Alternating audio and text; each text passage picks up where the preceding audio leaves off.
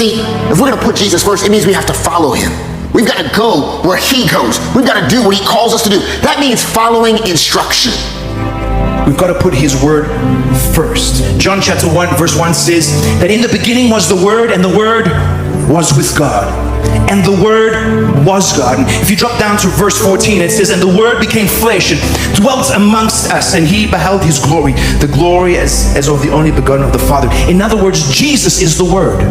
That when we put Jesus first, we're putting the Word first. And what does that mean? It means that the Word becomes my final authority. It becomes the authority that I live up to. I'll be under this authority.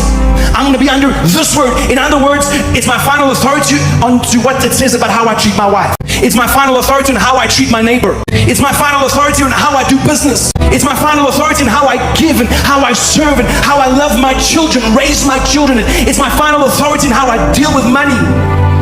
It's my final authority on how I treat my enemies. That if we want a revolution to happen in our lives that brings change, his word has to be my final authority. I will live according to the word. And this is the thing, the word, the Bible says, is a light to my path. In other words, it illuminates my future.